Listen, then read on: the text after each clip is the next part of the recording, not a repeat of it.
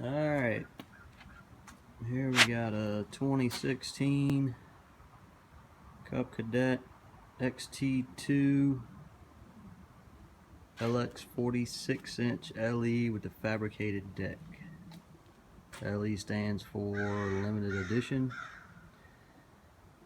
This is basically a preview of this thing. I've only got a couple hours on it. I'll do a full review later on.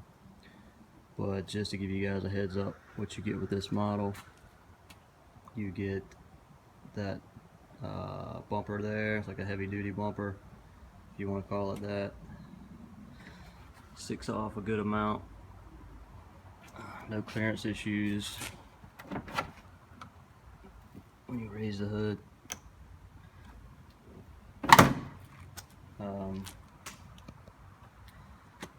The XT2, you guys know, you probably get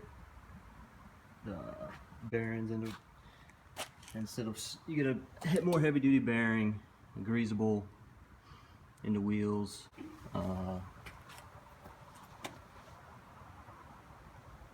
Get a different tire. I'm not going to go over all the XT2 features because numerous people already have, but the LE basically gets you these black fenders or handles, if you will, if you ever need them to get on and off the tractor. They are basically kind of a bolt-on design. You could probably get them and put them on any of these Cub Cadets.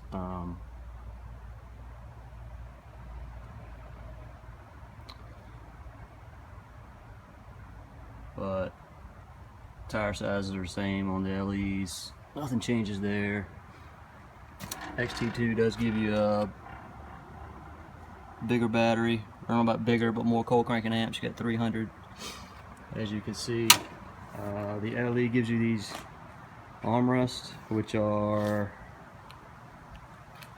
in the couple hours I've used it, kind of a waste, but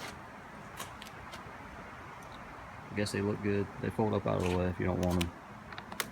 You can also take them off, but you know, they're nice if you're sitting there talking to your neighbor. But when you're actually mowing, you usually use two hands instead of one, so your arms aren't really resting on that. This model of the LE gives you those armrests, that bumper. Of course, you get the fabricated deck with the 46-inch cut, and both the LEs this year you get the electric PTO as opposed to the manual. And over here you'll see this is where the manual would go if you had a manual PTO engagement. But yeah, other than that, both the LEs, 42-inch and 46-inch, come with this engine from what I've seen on my research. It's a FR 600V, 18 horsepower, which at first I wasn't sure was adequate, since last year they did more than that. I think you had 21.5 or something like that for the 46-inch cut. Cub Cadets put these part list up here, which is really nice, so you can see. I think pretty much everybody's doing that now, but you can see how the belts ran and all the part numbers.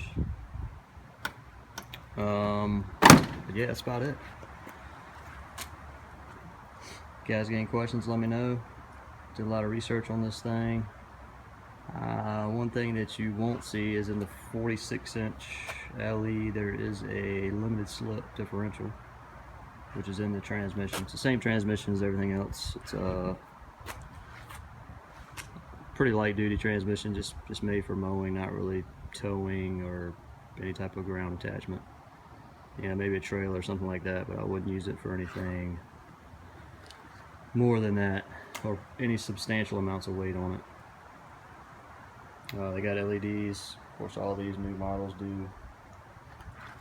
It actually says LED on the side. I don't know if the camera will pick it up. They run all the time.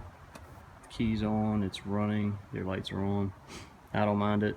You can put a switch in it if you do mind it, and just put a switch to cut them off. But they're LED. I'm pretty sure they're going to outlast. Definitely outlast the tractor. Probably outlast you too, for unless you're cutting in thousands upon thousands of hours. They should last a while. Spindles on this deck are the same as every other deck. They're sealed.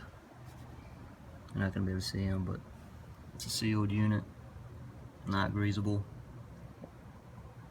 I haven't taken the deck off yet, so I don't know how hard that is. But from what I've seen online, it looks pretty easy. This is the upgraded tire you get.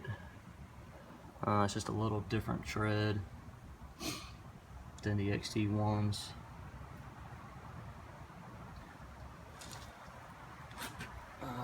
Let's see. Yeah, everything else should be the same.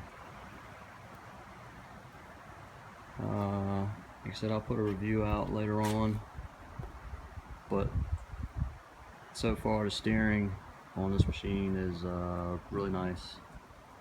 I've used a power steering John Deere in the past model, John Deere model that had power steering, and it's a little easier. I mean, just slightly. This tractor here steering, there's no need to have power steering. Not only do you not want it, it's way less complexity, as far as way less to go wrong. This thing's just got a as everyone else has showed, just kind of a gear.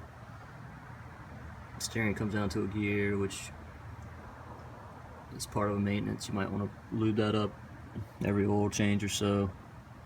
But yeah, it works great. They redesigned it in these new series, so it comes up over the tractor frame here. It used to come underneath the frame. The steering arms used to come down here and connect. Now they go over top of it, and you could tell a lot of engineering went into that, because it makes a big difference. So far the Kawasaki's great. It's got a good sound to it. Hopefully it holds up